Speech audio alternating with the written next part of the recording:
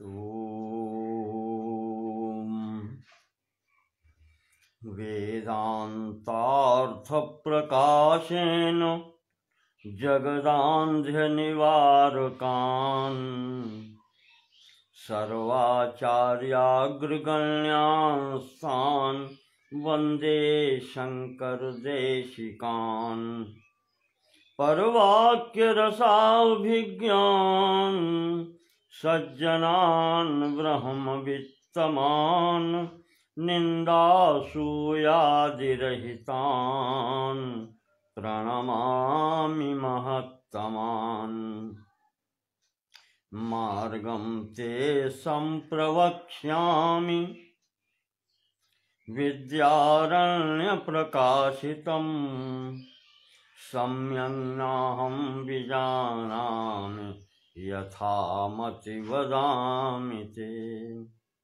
श्रीमत्सर्वगुरून् नत्वा पञ्चदश्यानुभाषया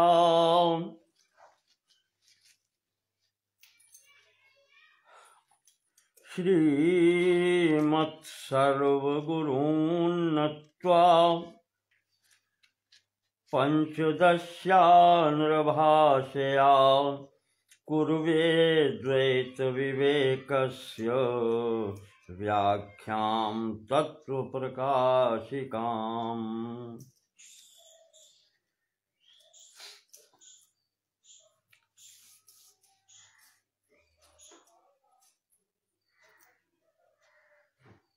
कल के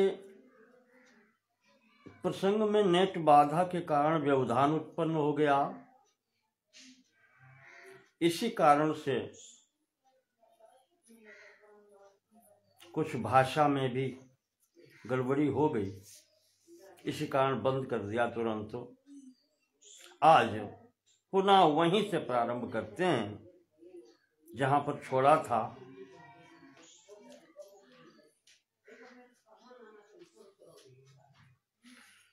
श्रीमद् विद्यारण्य स्वामी द्वारा विरचित अद्वैत पर ग्रंथ पंचदशी का चतुर्थ प्रकरण द्वैत विवेक प्रकरण चल रहा है।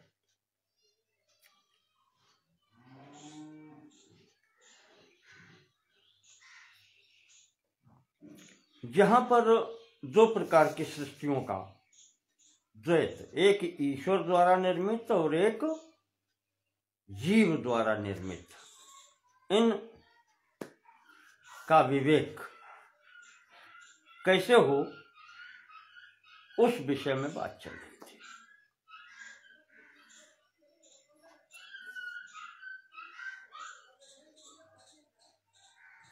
कल मैंने आपको बताया कि ईश्वर की सृष्टि कहां तक है।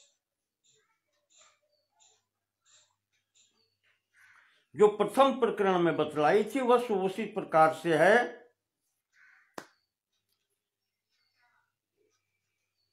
पंच तत्वों की उत्पत्ति से लेकर के और भोग तथा भोगायतन तक की उत्पत्ति, यह ईशकृत है, ईश्वरकृत है।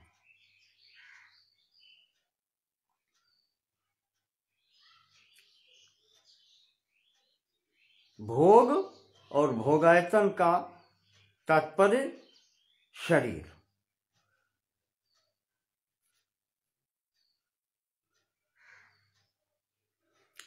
उसी क्रम में आगे जो बतलाया था, सप्तान्न की बात आई थी।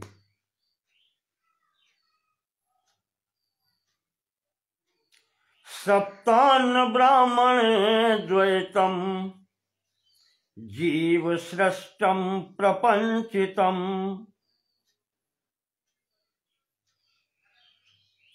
अन्नानि सप्त ज्ञानेन कर्मणा जनयत पिता। बृहदारण्यक उपनिषद का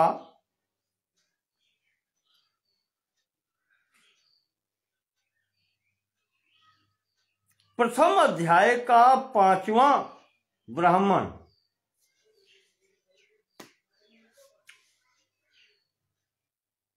सप्तान्न ब्राह्मण कहलाता है।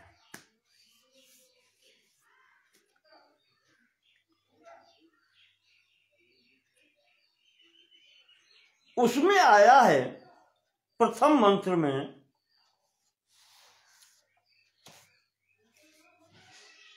यत् सप्तान्नानि मेधया तपसा जनयत पिता।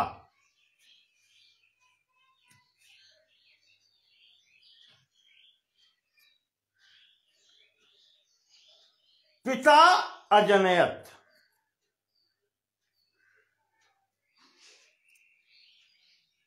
पिता का मतलब है जो संतान की रक्षा करे। पारक्षण धातु से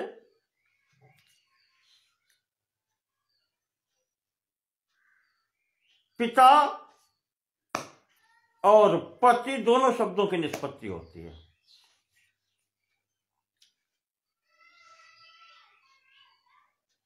तो यहां पर अजनयत पिता,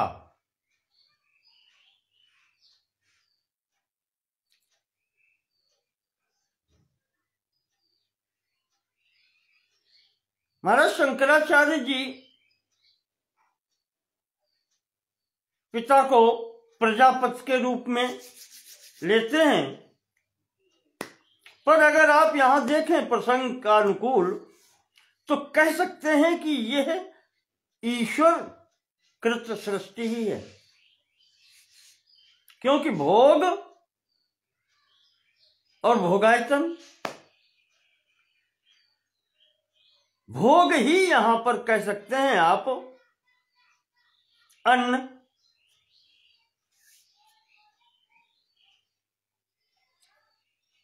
और भोगायतन शरीर।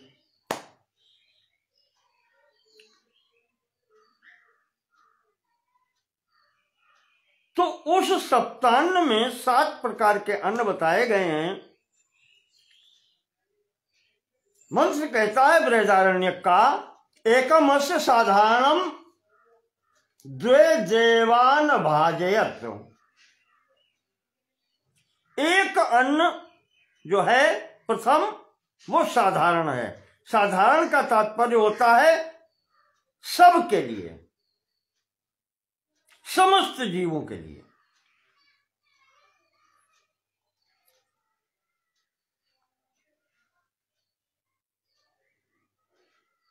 द्वे देवान अभाजयत, और 2 अन्न जो है वो देवान देवताओं के लिए। उसके बाद में 3 हो गए। त्रीण्यात्मने अकुरुत, ये 3 इधर हो गए। उसके बाद में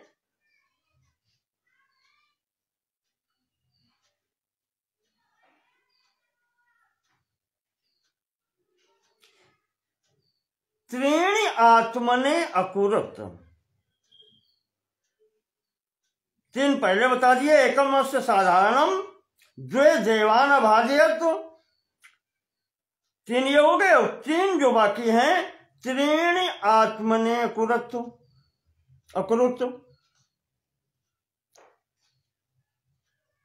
वो 3 जो हैं आत्मने अपने लिए,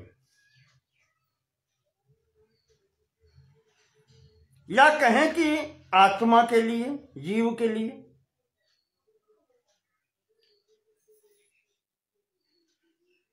और पशुभ्या एकम प्रायच्छत, और पशुओं के लिए 1। 7 हो गए।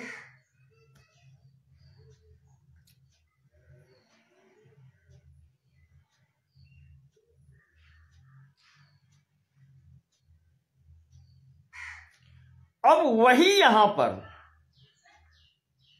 आगे बढ़कर के विजयानंद स्वामी जी भी कह रहे हैं कि मर्त्यान्नमेकं देवान्ने द्वे पशवन्नम चतुर्थकम। मर्त्यानाम एकम साधारणम एकम, सबके लिए एक। वो साधारण है, वो सबके लिए है। देवान्य द्वे, देवताओं के लिए दो विशेष, और पशुवन्नम चतुर्थकम, चौथा पशु के लिए एक। अन्य तृतीयम आत्मार्थम अन्नानाम विनियोजनम, और जो शेष तीन बचते हैं वह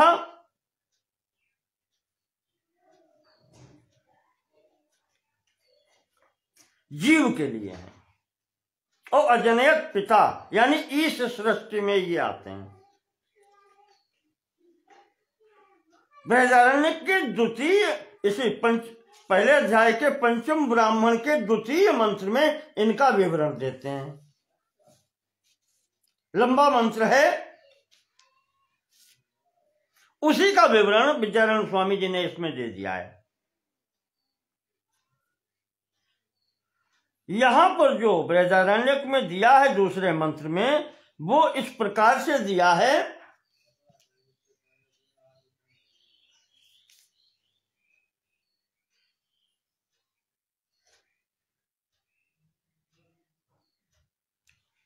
एकम अस्य साधारणम चीज मेवास्य तत् साधारणम अन्नम यद इदम अद्यते।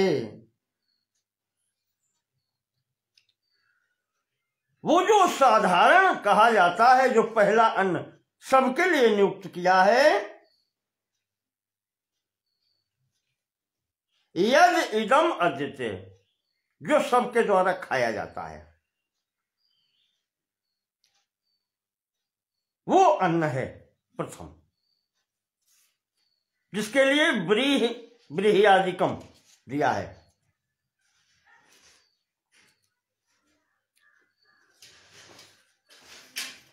द्वे देवान अभाजेद इति हुतम च प्रहुतम च तस्मात् देवेभ्यो जुह्वति च प्र च जुहे तथो आहुर दर्श पूर्णमासव इति। दर्श और पूर्णमासी यज्ञों में जो दिया जाता है वो दो प्रकार का अन्न है, वो देवताओं के लिए दिया गया है। हुतौ प्रहुतौ, हुतम च प्रहुतम।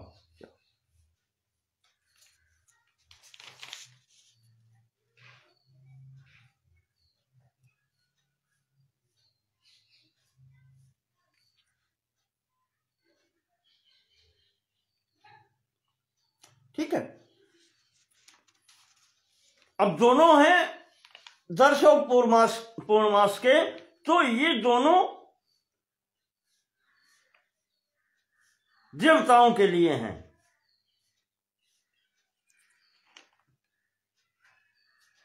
इसके बाद में पशुओं के लिए जो कहा गया है, पशुभ्या एकम प्रायच्छद इति तत्पयः। पशुओं के लिए एक दिया गया है, वो है पय, यानी क्षीर, यानी दूध।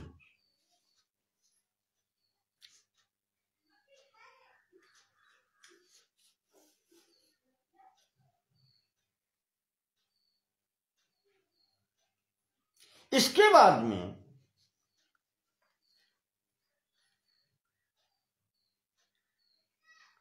जो जीव के लिए बताया है, वो बताया है मन, वाणी और प्राण रूप से तीन प्रकार के अन्न ये जीव के लिए निश्चित किए गए हैं। अब आप देखें, मन कैसे अन्न हो सकता है, प्राण कैसे हो सकता है, और वाणी।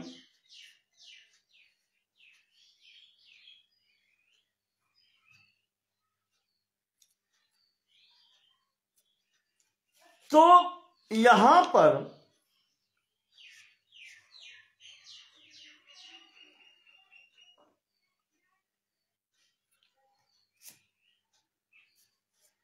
कहते हैं अगले उसमें विद्यारण्य स्वामी जी बता रहे हैं अब इसका कि ब्रीहियादिकम दर्श पूर्णमासौ क्षीरम तथा मनः वाक् प्राणश्चेति सप्तत्वमन्नानाम अवगम्यताम।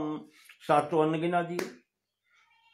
ब्रीहियादिकम पहला साधारणम जो कहा गया वहां मंत्र में, दर्श पूर्णमासौ देवान्य द्वे, ये हो गया यज्ञों के द्वारा। पशुओं के लिए एक क्षीरम और जीवों के लिए 3 मनः वाक् प्राणश्चेति। ये 7 प्रकार के धान्य बताए गए हैं।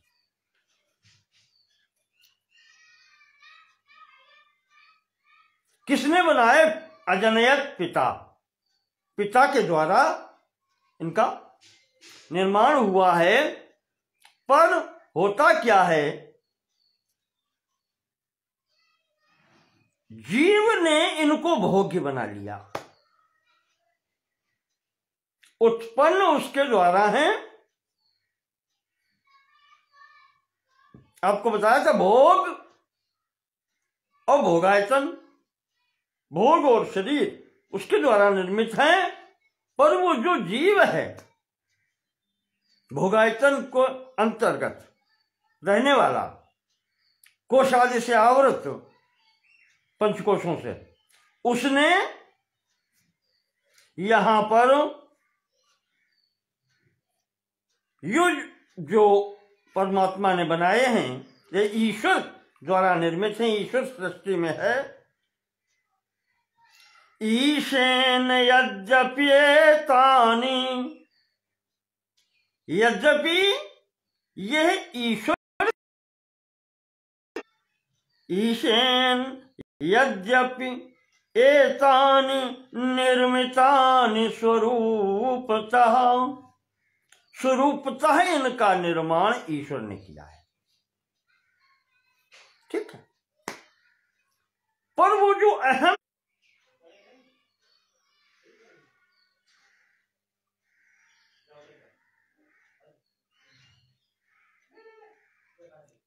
स्वामी जी कहते हैं कि यद्यपि स्वरूप से दोनों का निर्माण ईश्वर ने किया है। ईशेन यद्यपि एतानि निर्मितानि स्वरूपतः,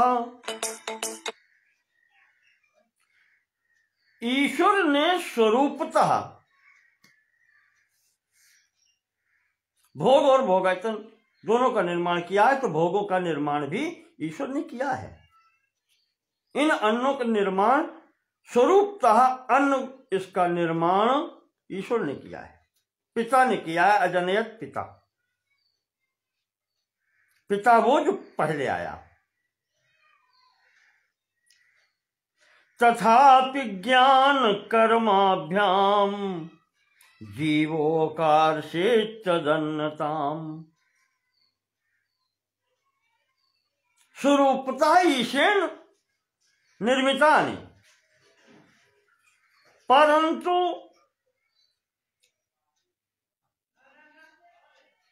ज्ञान कर्माभ्याम तदन्नताम जीवः आकर्षित।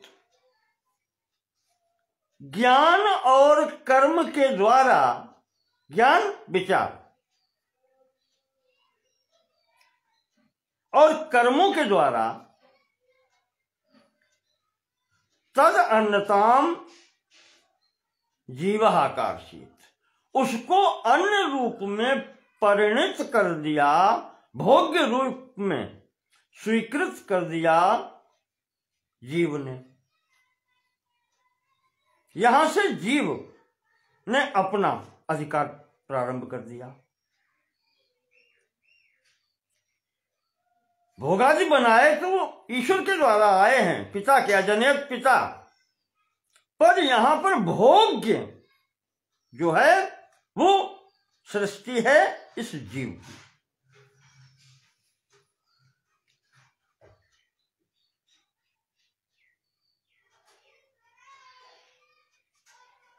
कहते हैं उसी के कारण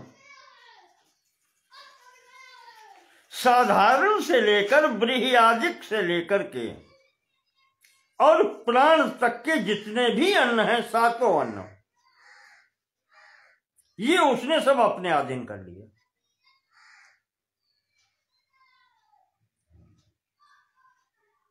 अपने भोग्य रूप में स्वीकार कर लिया।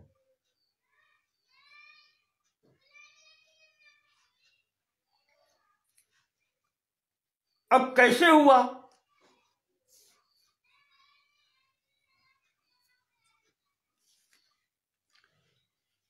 यहां शंका होती है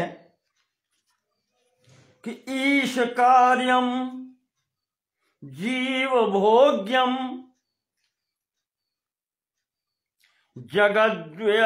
जगद्वाभ्याम समन्वितम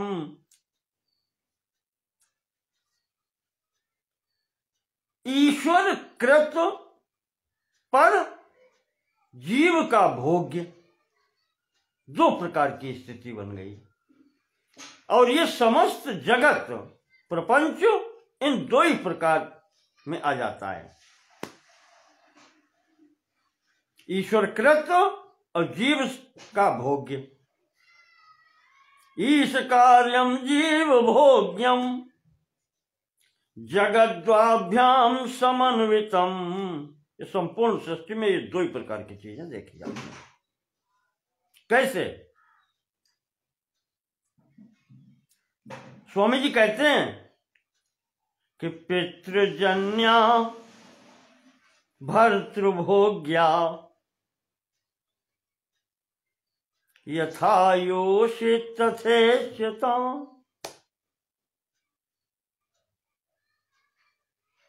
जैसे पिता के द्वारा उत्पन्न हुई पुत्री पितृजन्या, वह भर्तृभोग्या अपने पति के द्वारा भोग्य होती है।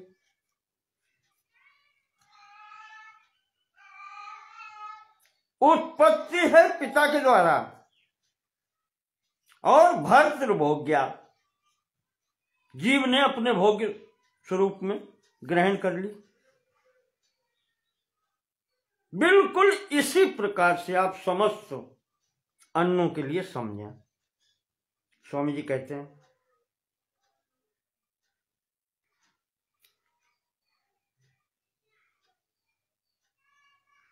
मायावृत्त्यात्मको हीषु संकल्पः साधनम जनौ मनोवृत्त्यात्मको जीव संकल्पो भोग साधनम।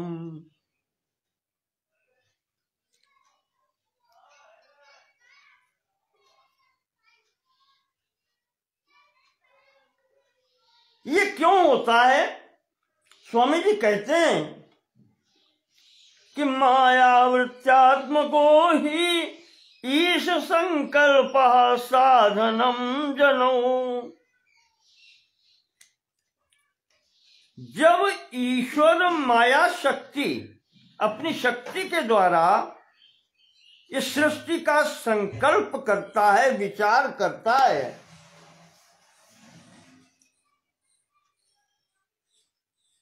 तो उससे उत्पत्ति होती है।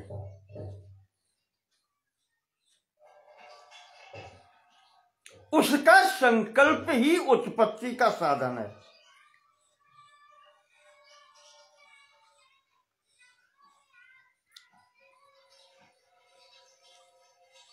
और जीव उसमें जब मन का उपयोग करता है, मन वाणी और अन्न बता दिए हैं, ये इसी प्रकार से कार्य करते हैं, मन वाणी और प्राण। तो मन, जब जीव मन के द्वारा ये जब संकल्प करता है, इसका जो संकल्प है ये भोग का साधन होता है। वो वहां पर भोग की उत्पत्ति ईश्वर के संकल्प से है और जीव के संकल्प से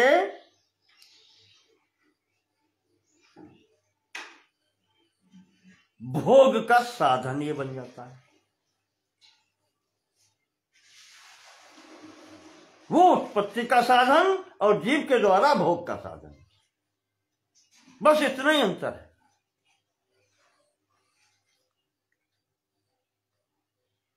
वहां पर जो है ईश्वर की शक्ति कार्य करती है, माया वृत्त्यात्म को। ईश्वर की वो माया वृत्ति है जिसके द्वारा यह भोगों की उत्पत्ति होती है। और यहां इसका जो मनोवृत्त्यात्म को जीवा, इसकी मनोवृत्ति के अनुसार जो संकल्प होता है वो उसको भोग बना देती है, वो उसको भोग्य बना देती है। अब यहां समस्या आई कि एक ही वस्तु दो प्रकार से कैसे हो जाती है। वही ईश्वर के द्वारा उत्पत्ति उसकी होती है और पर इधर जीव की मनोवृत्ति के कारण ये भोग्य हो जाती है। वस्तु एक ही। तो स्वामी जी कहते हैं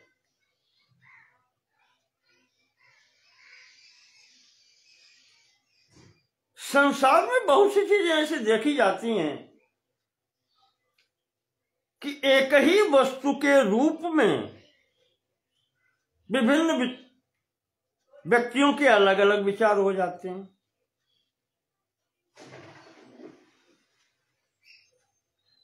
ये वस्तु एक है और उसके दर्शन मात्र से, देखने मात्र से विभिन्न व्यक्तियों के विचार अलग अलग हो जाते हैं। एक उदाहरण देते हैं। ईश निर्मित मणियादौ वस्तुनि एक विधे स्थिते।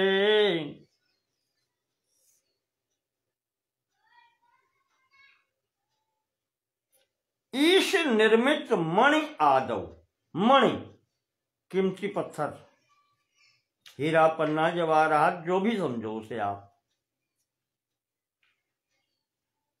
कीमती पत्थर बहुत मूल्यवान, ईश निर्मित, किसी खान में मिला या कहीं मिला, ईश निर्मित है। वस्तुनि एक विधे स्थित है, वो एक ही प्रकार की है।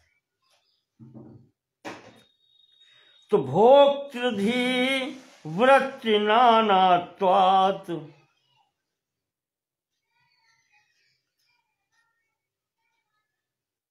वृत्ति नानात्वात्, वृत्तियों के अलग अलग होने के कारण, और वो भी भोक्तृधि, भोग करने वाले व्यक्तियों के अलग अलग वृत्ति होने के कारण तद्भोगो बहुधेष्यते, तद्भोगः बहुधा इष्यते, उनका प्रयोग अलग अलग हो जाता है। वस्तु एक है मणि, और देखने वाले की संकल्प के अनुसार भोक्तृधि, वो भोग करने की जो संकल्प है मनोवृत्ति के अनुसार, वो अलग अलग देखा जाता है। कैसे? हृष्यति एको मणिम लब्ध्वा, देखें आप, जिसको वो मणि मार्ग में पड़ी हुई मिल गई, सह हृष्यति, वो व्यक्ति प्रसन्न हो जाता है।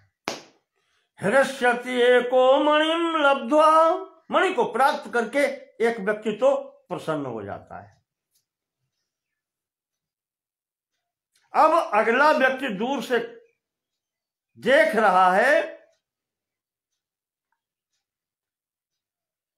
क्रुद्धति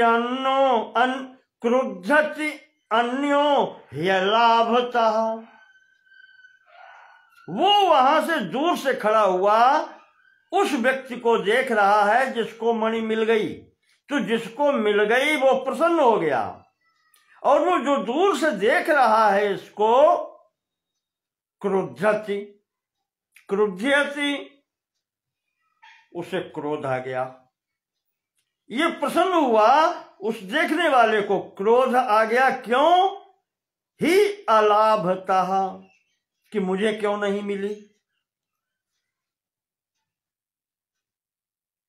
उसे नहीं प्राप्त हुई, इसलिए उसे क्रोध आ गया, क्रोध आ रहा है। देखिए वस्तु एक ही है। और पश्यति एव विरक्तोत्र, वही एक विरक्त पुरुष जा रहा है, जाको कछु न चाहिए सोई साहंसा। विरक्त पुरुष समलोष्टास्म कांचना, जिसकी दृष्टि में मिट्टी सोना सब कुछ एक समान, विरक्त, कुछ नहीं चाहिए। पश्यति एव विरक्तोत्र, जिस विरक्त पुरुष दूसरा भी देखने वाला है वो भी उसी मार्ग से निकल गया, उसने देखा भी है पर उसे कुछ भी नहीं चाहिए। तो पश्यति एव, देखते हुए भी वो विरक्त है। न हृष्यति न कुप्यति, वो न प्रसन्न है न क्रोध है। तीन प्रकार के मनुष्य हो गए, तीन व्यक्ति, एक वस्तु एक है। तो हृष्यति एको मणिम लब्ध्वा क्रुद्धत्यन्यो हेलावता, पश्यतेव विरक्तोत्र न हृष्यति न कुप्यति। बस इसी प्रकार से कहते हैं स्वामी जी। और कभी कभी ऐसा होता है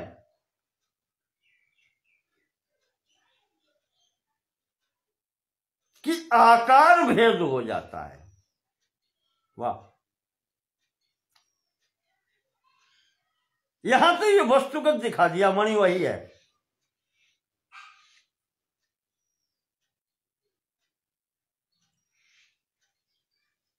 देखने वालों की दृष्टि में आकार भी विचार के अनुसार परिवर्तित हो जाता है। कैसे? प्रियो प्रिय उपेक्षस्येत्याकारा मणिगास्त्रया। जैसे अभी ये मणि का जो उदाहरण दिया, इसमें विचार के आधार पर मणि के तीन प्रकार हो गए। प्रिय, अप्रिय और उपेक्षित। प्रिय उसे जिसे मिल गई, अप्रियता उसे जिसे नहीं मिली, और उपेक्षा भाव किसके अंतर्गत है? वो जो विरक्त है। मणि एक है,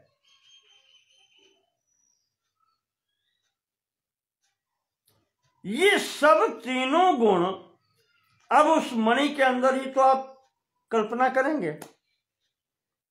जिसकी जो इच्छा थी वो उसने उसके भाव के अनुसार उसे मिल गई, मिली तीनों को है।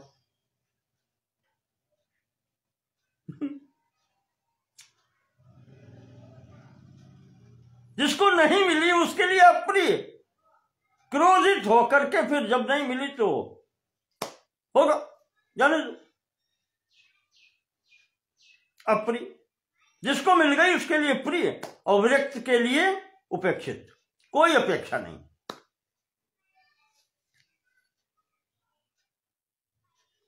सृष्टा जीवै ईश सृष्टम रूपम साधारणम त्रिषु। सृष्टा ने, ईश्वर ने मणि एक बनाई, पर जीव ने इसमें 3 प्रकार की कल्पना कर दी। ये जीव की सृष्टि है। त्रिषु साधारणम रूपम इस सृष्टम, ईश्वर के बनाए हुए में ये 3 प्रकार की सृष्टियां जीव के द्वारा हैं। वस्तु एक ही।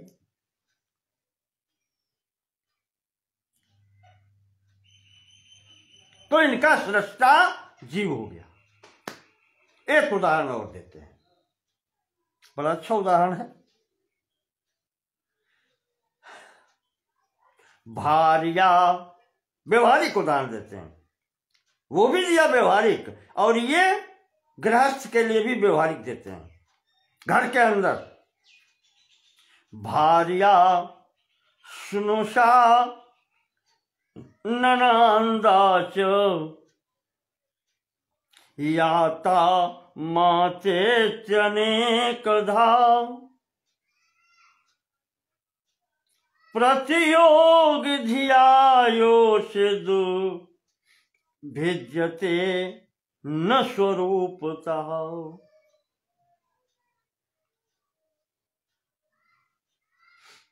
भिन्न भिन्न बुद्धियों के कारण, मनोवृत्तियों के कारण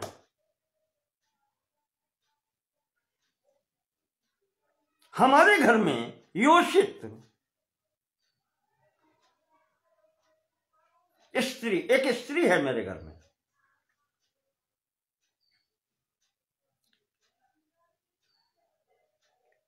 वह एक व्यक्ति की दृष्टि में भार्या है, पत्नी है।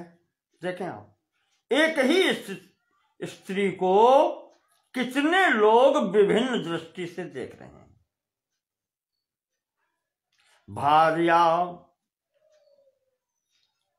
स्नुषा, दूसरा व्यक्ति जो है वो उसको पुत्र वधू के रूप में देख रहा है।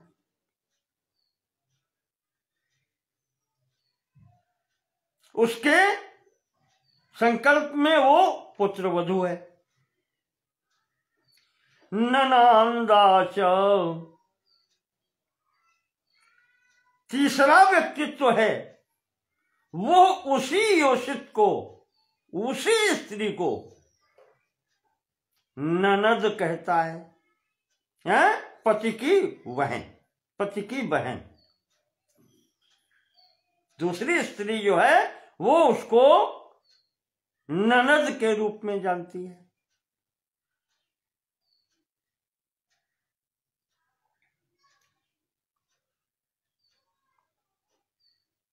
याता,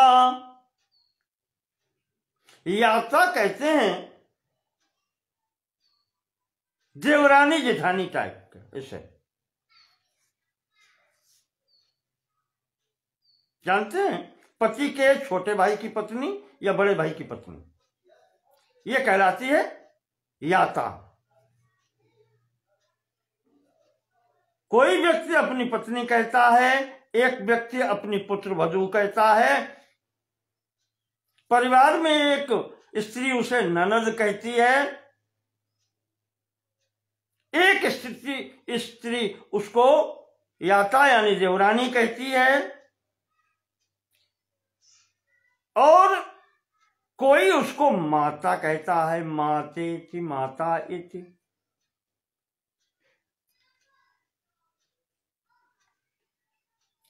स्त्री एक है। ये 5 प्रकार के लोगों की धी वृत्ति अलग अलग है। इनकी स्थिति, संकल्प जो है, मनोवृत्ति सबकी अलग अलग है। उस कारण से वो एक ही व्यक्तित्व या योषित या एक वो स्त्री 5 प्रकार से, इस प्रकार से दिखलाई पड़ती है। प्रतियोगी धिया, विभिन्न व्यक्तियों की बुद्धि के अनुसार योषित वो स्त्री इस प्रकार से दिखलाई पड़ती है 5, लेकिन भिद्यते न स्वरूपता, स्वरूपता वो एक ही है। उनमें कोई भेद नहीं है, एक ही योषित है, एक ही स्त्री है, और उसको इतने जीवों ने इस प्रकार से उसको ग्रहण किया है। ये जीव सृष्टि है, योषित निर्मित की है, ईशेन निर्मिता, ईश्वर के द्वारा निर्मित है।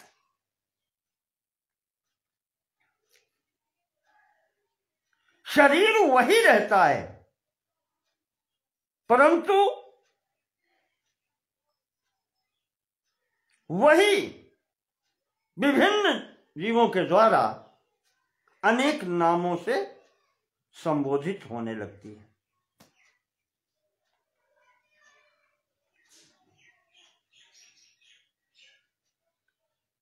अब स्वामी जी एक शंका उठाते हैं कि ननु ज्ञानानि भिद्यन्ताम् आकारस्तु न भिद्यते। कहते हैं निश्चय ही, ननु निश्चय ही ज्ञान भेद से या विचार भेद से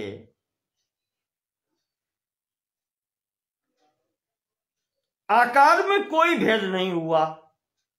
स्त्री तो स्त्री ही रही, चाहे उसको किसी ने पत्नी कहा, किसी ने पुत्रवधू कहा, किसी ने देवरानी कहा, किसी ने ननद कहा, किसी ने माता कहा, स्त्री तो एक ही रही, आकार में तो कोई परिवर्तन नहीं हुआ। योषिद बपुष अतिशयो न दृष्टो जीव निर्मिता।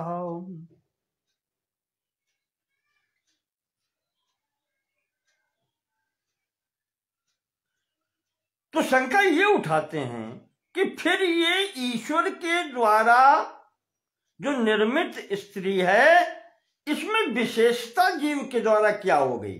स्त्री तो वो की वैसी बनी रही,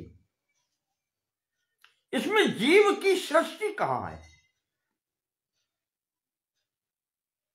योषिद वपुषी, उस स्त्री के शरीर में अतिशयो न, कोई परिवर्तन तो नहीं हुआ। दृष्टा, नहीं देखा गया कोई परिवर्तन, जो जीव निर्मित, जो जीव के द्वारा निर्मित हो, ऐसा कोई परिवर्तन तो नहीं हुआ। तो ये फिर कैसे कह सकते हैं ये जीव की सृष्टि है? हाँ स्वामी जी समाधान करते हैं कि मैं एवं मांसमयी योषित पदार्थों की दृष्टि से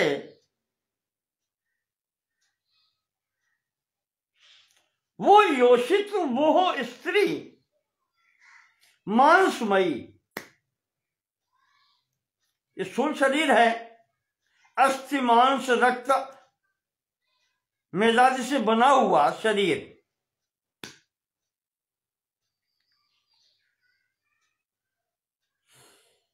ये ईश निर्मित है। पर काचिद अन्या मनोमयी, जो दूसरी है यानी जो जीव निर्मित है वो मनोमयी है। इसमें मन की विशेषता है, मनोवृत्ति इसमें लागू हुई है, जीव की सृष्टि वही है। मांसमय्या अभेदेपि, वो मांस की, हर मांस की जो शरीर है उसमें कोई भेद नहीं हुआ, फिर भी भिद्यते ही मनोमयी, वो जो मनोमयी सृष्टि है जीव के द्वारा बनाई गई, उसमें भेद हो गया।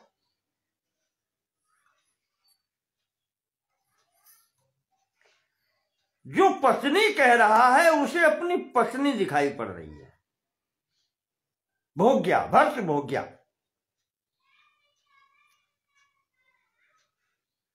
जो पुत्र वधू कह रहा है उसे पुत्रीवत दिखाई पड़ रही, पुत्र की पत्नी के रूप में।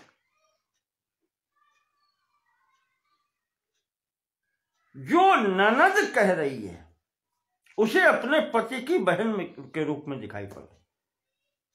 जो देवरानी कह रही है उसे अब अपने देवर की पत्नी दिखलाई पड़ रही, और जो माता कह रहा है या कह रही है उसे अपनी माता के स्वरूप दिखाई पड़ रहा है।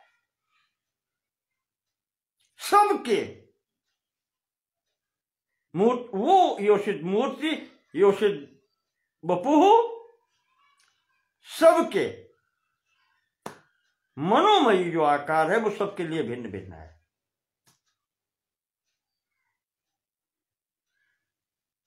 जो आकार पुत्र के द्वारा उसमें है वो पति के द्वारा उसमें नहीं है। उसका अलग है चित्र, आकार पुत्र का अलग है, देवरानी जेठानियों का अलग है, सबका अलग अलग है। तो मांसमैया अभेदेपि, वो मांसमयी जो मूर्ति है वो परमात्मा की बनाई है, वो वैसी की वैसी है, पर भेद्यते ही मनोमयी, वो जो मनोमयी सृष्टि है वो इस जीव की है। और ये जीव जितनी भी सृष्टि करता है इसकी सब तो संपूर्ण सृष्टि मनोमयी ही होती है।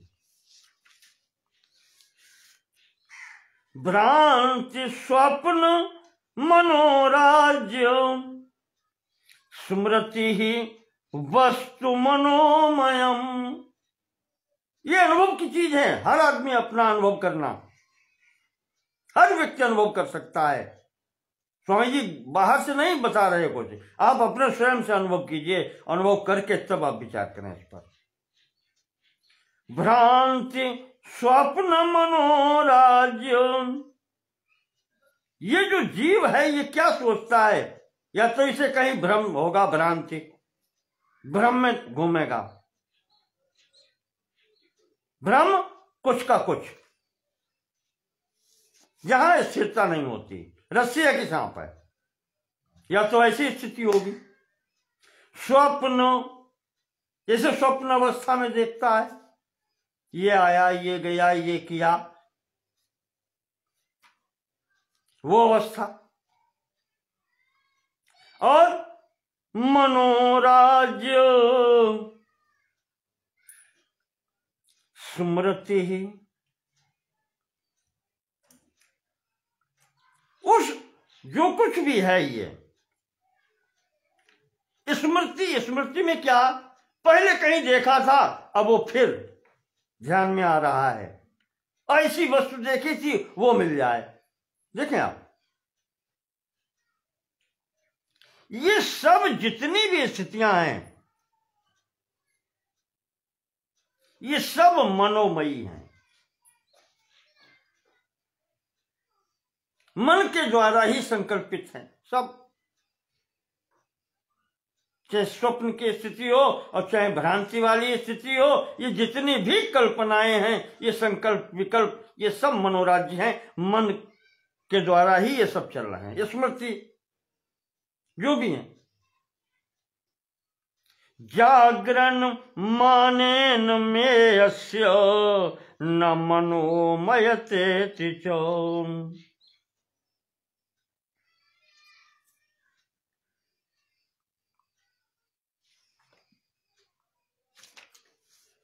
अब इसमें एक शंका और उठा दी, कहा ठीक है महाराज,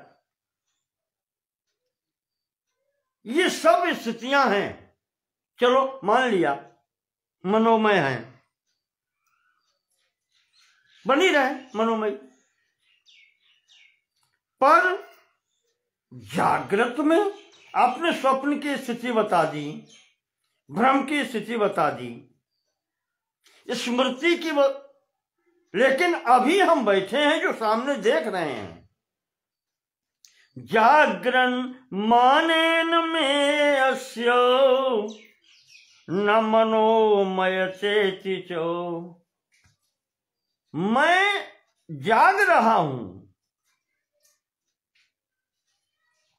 और कोई वस्तु प्रत्यक्ष देख रहा हूं। मानेन, जागरण मानेन मेयस्य, में वैसे मेय का होता है कि किसी के वस्तु में आकार प्रकार जानना, जिस चीज की नापतोल की जा सके, 3 डायमेंशन, जिसको देखा जा सके, त्रिविमीय चित्र देखा जा सके, नापा जा सके, जो भी करें उसको, जिसको जाना जा सके। मैं कैसे जाना जा सके जिसको, मानेन, मान के द्वारा यानी नाप जोक के द्वारा भी जाना जा सके, स्पर्श के द्वारा भी, आंखों के द्वारा भी, जो प्रत्यक्ष है, इंद्रियों ग्राही है, वो जाना जा सके। तो न मनोमय तेति चा, महाराज फिर वो तो मनोमय नहीं हो सकती। शंका उपस्थित की कि चलो ये मान लिया मनोमय है, लेकिन जो प्रत्यक्ष है वस्तु, उसको मनोमय कैसे मान लें? न मनोमयता, उसमें तो फिर मनोमयता नहीं है। स्वामी जी कहते हैं बाढ़, ठीक है, तुम सही कहते हो, तुम्हारा कहना उचित है। माने तुम्हें योगास्याद विषयाकृति, जो तुमने बात बताई मानम मेन, जिसको इंद्रियों के द्वारा अनुभव किया जा सकता है, देखा जा सकता है, स्पर्श किया जा सकता है, सूंघा जा सकता है, जितनी भी ज्ञान इंद्रियां उनके द्वारा सबसे उसको प्रत्यक्ष है, वो इंद्रिय गोचर है, तो उसमें आपको क्या मिलेगा? जो चीज इंद्रियों के संपर्क में है, उसमें आप क्या देख सकते हैं? योगास्याद विषयाकृति, विषय की आकृति आप देख सकते हैं।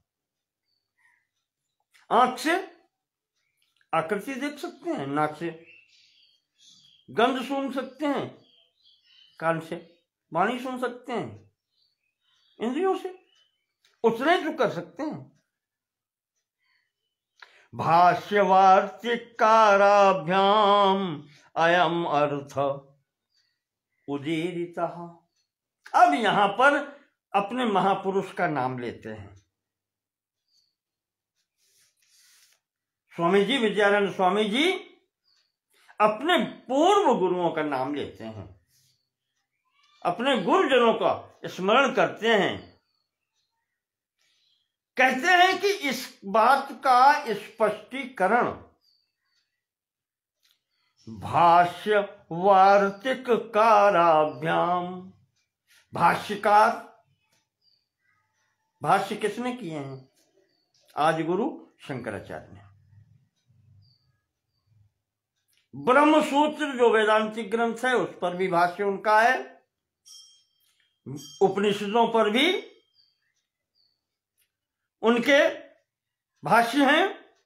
तो कहते हैं भाष्यकार ने जो इसका अर्थ बतलाया है, मैं वो बतलाऊंगा। और वार्तिककार, जो शंकराचार्य जी ने भाष्य लिखे हैं, उनके में जो कुछ स्पष्टीकरण बाद में महाराज जी के जो शिष्य हुए वार्तिककार कहे जाते हैं, सुरेश्वराचार्य जी।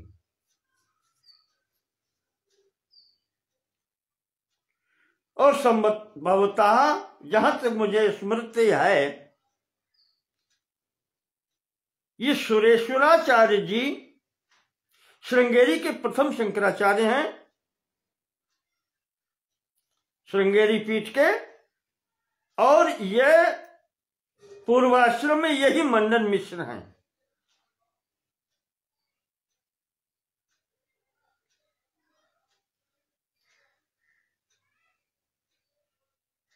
उन्होंने वार्तिक लिखा है। ब्रह्मसूत्र पर जो भाष्य शंकराचार्य जी ने शारीरिक भाष्य लिखा है, और उस शारीरिक भाष्य पर उन्होंने वार्तिक लिखा है, उनके और स्पष्टीकरण किया है सुरेश्वराचार्य जी ने। कहते हैं कि इन्होंने जो अर्थ दिया है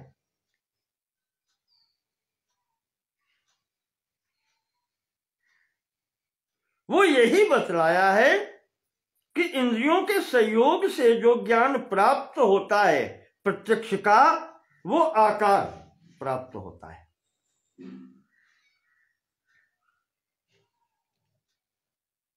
मूषासिक्तम यथा ताम्रम तन्निभम जायते तथा। मूषा, मूषा कहते हैं ये जो आपने देखा होगा लोहार आज जो लोहा गलाते हैं, वो जो भट्ठी होती है जिसमें गलाया जाता है, गलाने वाली भट्ठी वो मूषा कही जाती है। तो मूषा सिक्तम यथा ताम्रम, जैसे ताम्र या तांबा भट्ठी में जब गलाया जाता है, तन्निभम जायते तथा, तो वह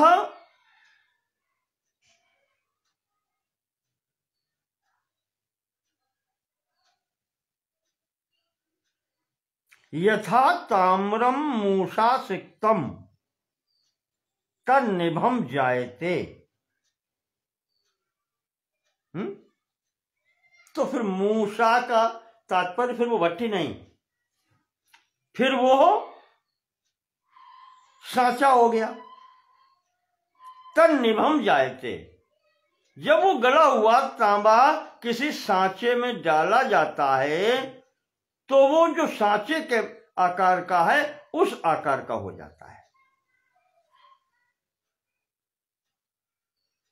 तो रूपादीन व्याप्नुवच्चित्तम तन्निभम दृश्यते ध्रुवम।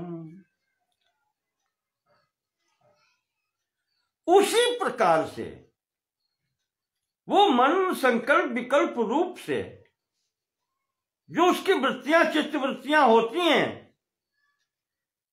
मनोवृत्तियां होती हैं, वो जो स्त्री का स्वरूप दिखाई पड़ रहा है वो एक सांचा समझ लीजिए, और उसमें वृत्ति रूपी तांबा जब पड़ जाता है, वृत्ति उसकी माता की है और वो उसमें जब पड़ गई तो उसको माता स्वरूप दिखलाई पड़ने लगती है। रूपादीन व्याप्नुवच्चित्तम,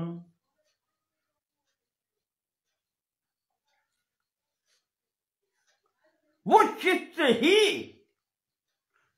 उस रूप वाले सांचे में पड़ करके उसी प्रकार का हो जाता है। चित्त में जो संकल्प जो आता है, जो विचार आता है, वो मानो गला हुआ तांबा है, गलाया हुआ, और वो सांचे में पड़ गया स्त्री रूपिणी में, तो उसके चित्त में जो माता का संकल्प है वही उस स्वरूप में उस सांचे में भासने लगता है।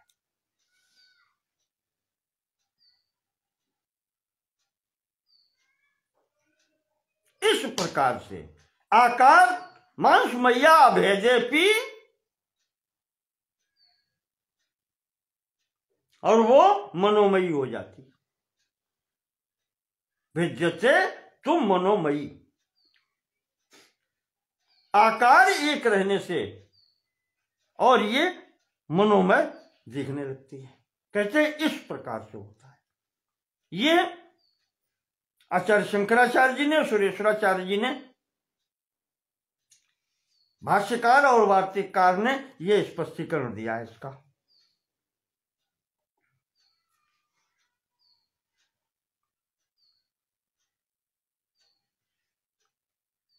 अब यहां पर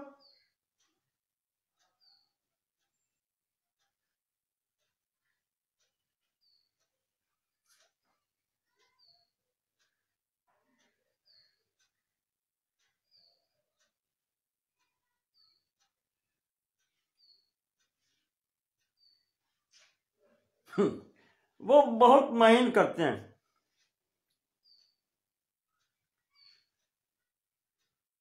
कहते हैं कि जो उदाहरण दे रहे हो आप,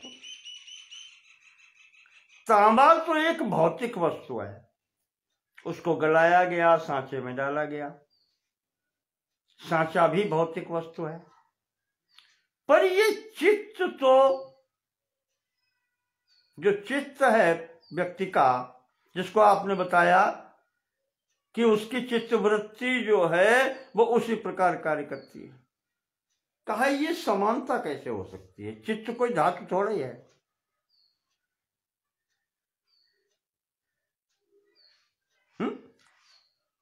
तांबा प्रत्यक्ष है, चित्त तो प्रत्यक्ष नहीं है, तो आप ये ऐसा कैसे कर सकते हैं?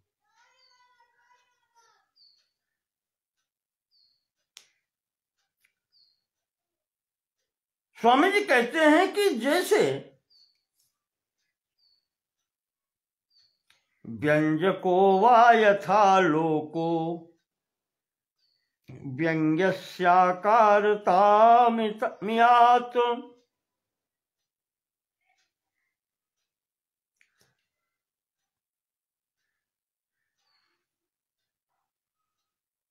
जैसे कोई घड़ा रखा है, सर्वार्थ व्यंजकत्वाद्धीरर्थाकारा प्रदृश्यते। एक उदाहरण दे लेते हैं, कोई वस्तु रखी है, जैसे घड़ा रखा है, घट और पट ज्यादा लिए जाते हैं इसमें, चलो कोई वस्तु ले सकते हैं। जैसे घड़ा रखा है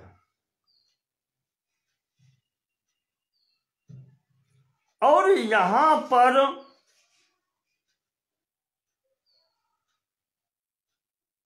प्रकाश नहीं है,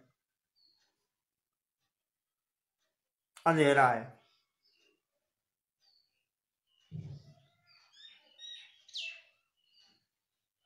तो घड़ा तो दिखलाई नहीं पड़ेगा, फिर अंधेरा है तो कुछ भी दिखाई नहीं पड़ेगा। वही घड़ा जब सूर्य का प्रकाश होता है,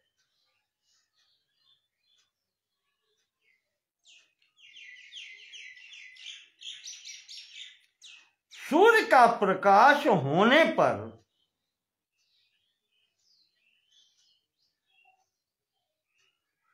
जो चित्त वृत्ति है, वो चित्त वृत्ति इंद्रिय सन्निकर्ष में प्रत्यक्ष वस्तु के ये माना जाता है कि जो इंद्रिय वृत्ति है वो उसको देख करके वो वृत्ति ही घटाकार हो जाती है। वृत्ति ही उस आकार को देख करके जान लेती है कि ये घट है, वो वृत्ति ही उस घट के आकार रूप में व्यंजित हो जाती है।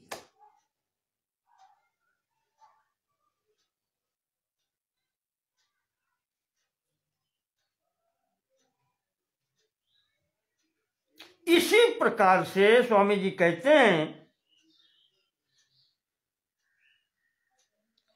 धी सर्वार्थ व्यंजकत्वात्, जो बुद्धि है सर्वार्थ व्यंजकत्वात्, संपूर्ण अर्थों का, संपूर्ण विषयों का पर जो विचार करने वाली है, बुद्धि जो निश्चय करने वाली है, किस आधार पर करती है? इन्हीं इंद्रियों के आधार पर।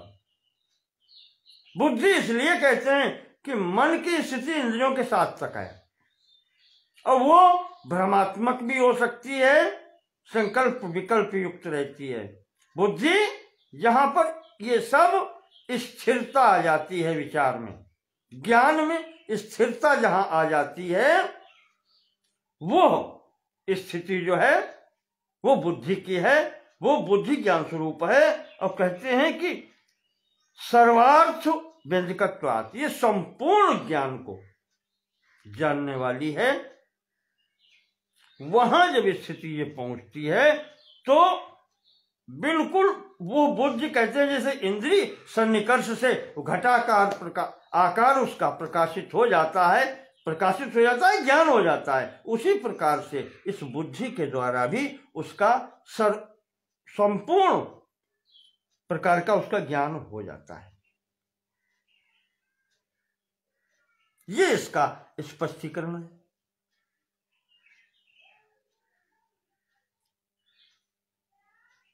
बुद्धि की ज्ञान की तदाकारता हो जाती है विषय के अनुसार।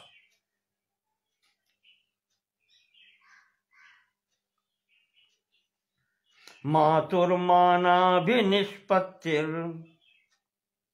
निष्पन्नम मेयमेति तत्व।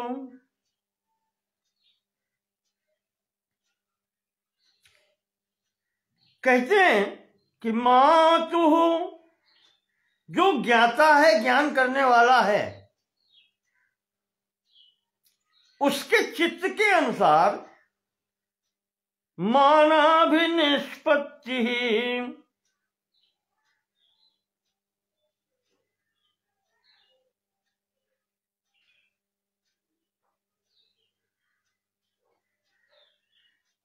निष्पन्नम मेयमेति तत्व। ज्ञाता जो है उसके अंदर विचार की उत्पत्ति,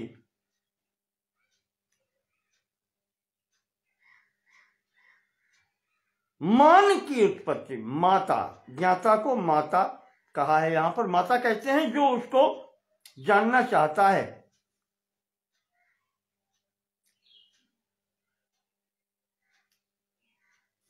उसकी नाप जोक करना चाहता है, पूर्ण जानकारी प्राप्त करना चाहता है।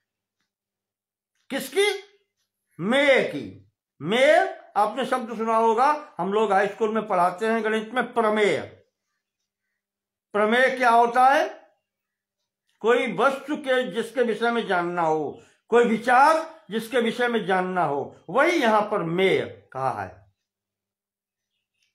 जिस वस्तु के विषय में जानना हो।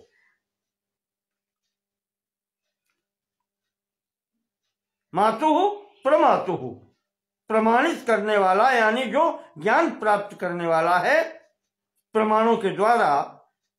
मान प्रमाण, अगर प्रसम में लगा लें तो अर्थ आपको स्पष्ट लगने लगेगा, फिर आपको शब्द नए नहीं लगेंगे।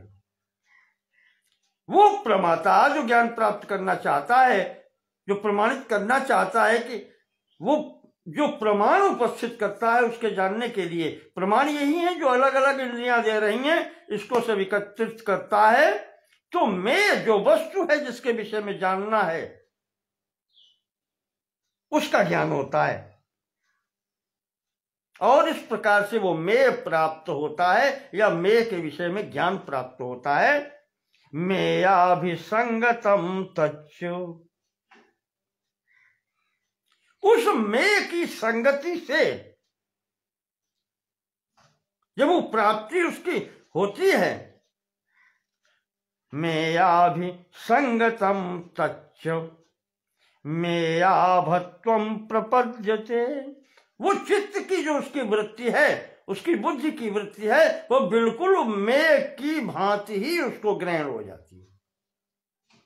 घट का जब ज्ञान पूर्ण प्राप्त होता है तो वो बुद्धि में वो पूरा आकार, वो सब पूरा बैठ जाता है। वो कहीं भी मिलेगा तो वो तुरंत पहचान लेगा कि ये घट है।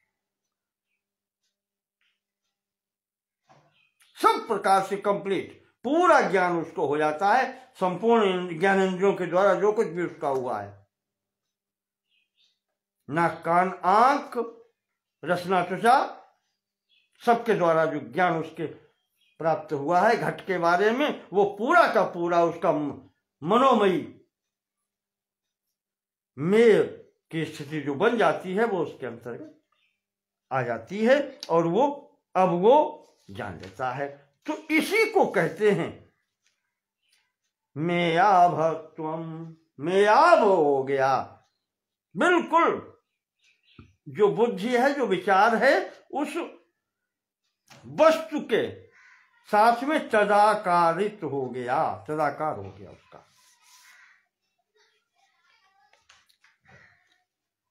तो सत्य एवं विषय दो, स्वामी जी कहते हैं इस प्रकार से एक ही वस्तु के रूप में सत्य एवं विषय दो प्रकार के विषय हो गए। वस्तु एक है और उसके विषय दो प्रकार से हो गए। घटौ मृण्मय धीमय, वो घड़ा जो है एक तो वो मिट्टी का बना हुआ है, मृण्मय है, और दूसरा क्या हो गया, जो उसने विचार रूप में, बुद्धि रूप में उसने जो प्राप्त किया है, ग्रहण किया है, माता ने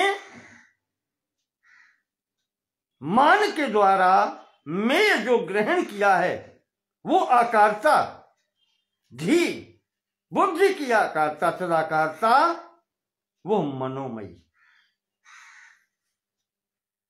मृण्मयी और धीमयी, उसके दो प्रकार की स्थितियां बन गई। एक तो मिट्टी का बना हुआ घड़ा और दूसरे विचार का बना हुआ घड़ा, बुद्धि के द्वारा। तो मृण्मयो मान में यह स्यात् साक्षी भाष्यस्तु धीमयः। तो जैसे बाहरी घट जो है वो प्रमाणों के आश्रित है,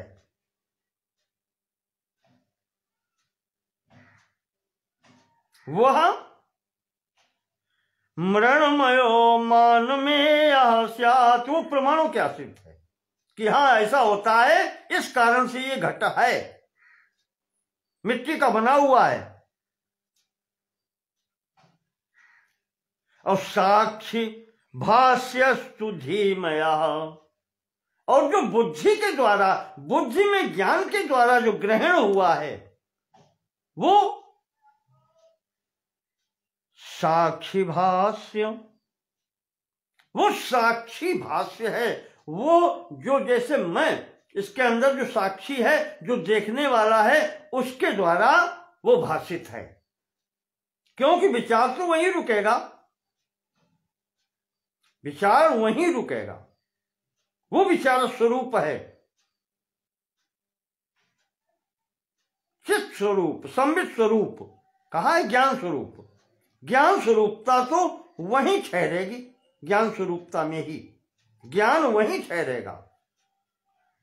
तो ये साक्षी भाष्य है,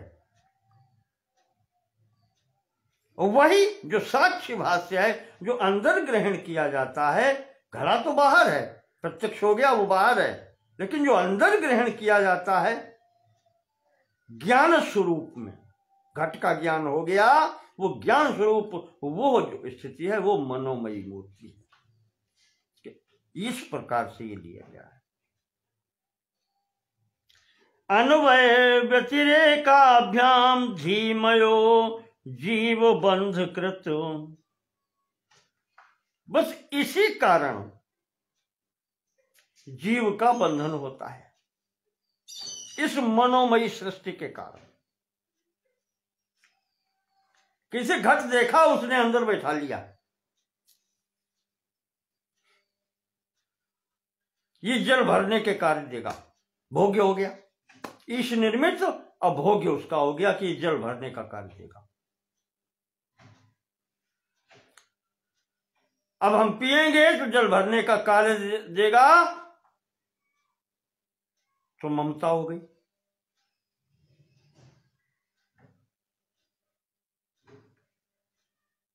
हृष्यति एको मणिं लब्ध्वा क्रुद्धति एक अन्यः हेलावतः।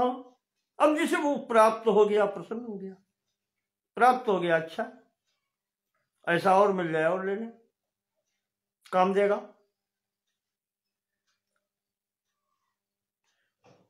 तो ये जो विचारमयी सृष्टि होती जाती है, इस धीमयी या मनोमयी कहें इसको,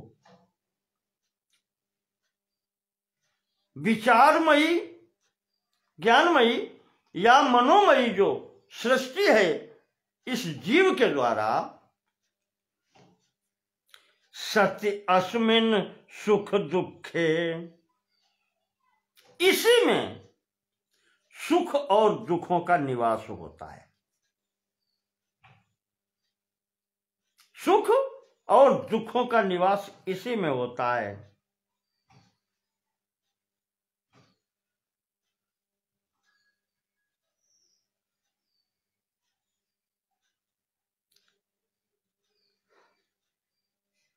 सत्य अस्मिन सुख दुखे स्तः, सुख और दुख इसमें ही, जो मनोमयी है स्थिति सृष्टि इस जीव की, उसमें ही होता है। तस्मिन असति न द्वयम,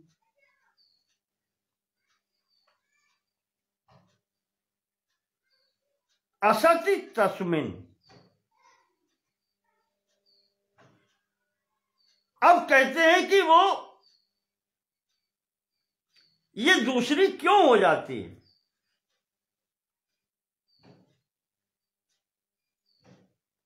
यही तो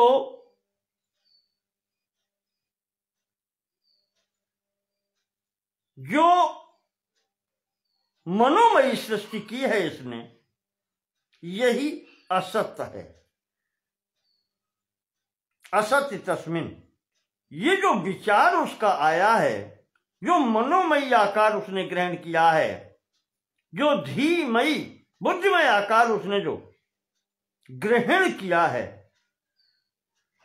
बस यही आकार ग्रहण करके ही उसमें राग द्वेष हो गया, बंधन हो गया। कहते हैं यही तो इस जीव को बंधन में डालने वाला है। अन्वय व्यतिरेकाभ्याम, इसको अन्वय और व्यतिरेक से देखें अगर, तो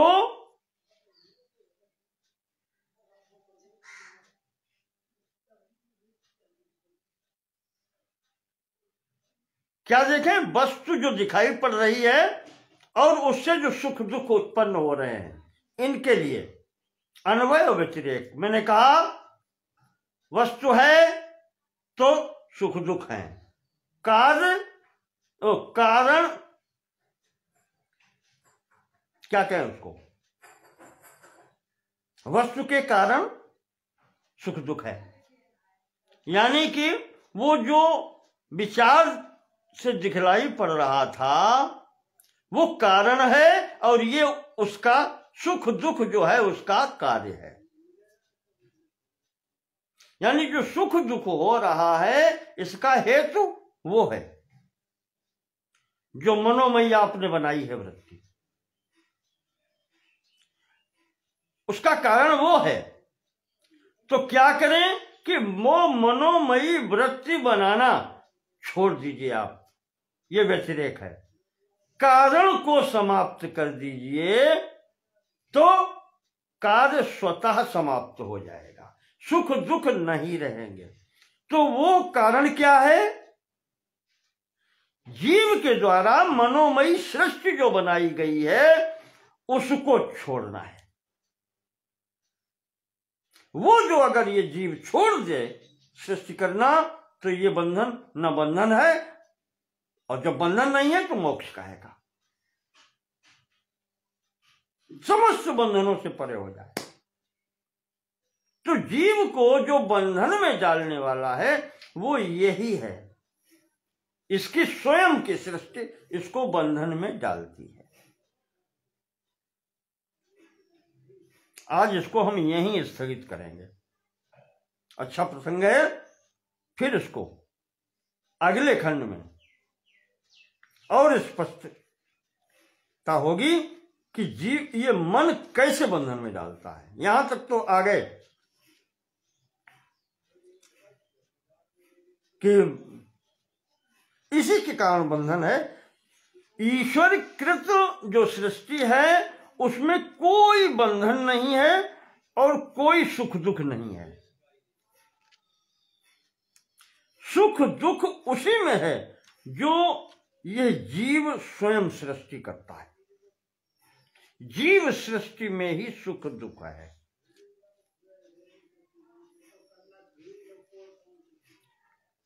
तो यही द्वैत प्रकरण के अंतर्गत समझना है कि ईश्वर कृत क्या है, जीव कृत क्या है, जीव कहां तक क्या कर सकता है। अपना किया हुआ तो छोड़ ही सकता है, बस इतना ही। इसमें जो द्वैत प्रकरण है उसमें यही है, दोनों की सीमाएं बतलाई गई हैं कि ये कहां तक जा सकता है, उसके आगे फिर ईश्वर की स्थिति है। बहुत बहुत धन्यवाद। इसके आगे का प्रसंग फिर अगले प्रकरण में आपको देंगे कल के।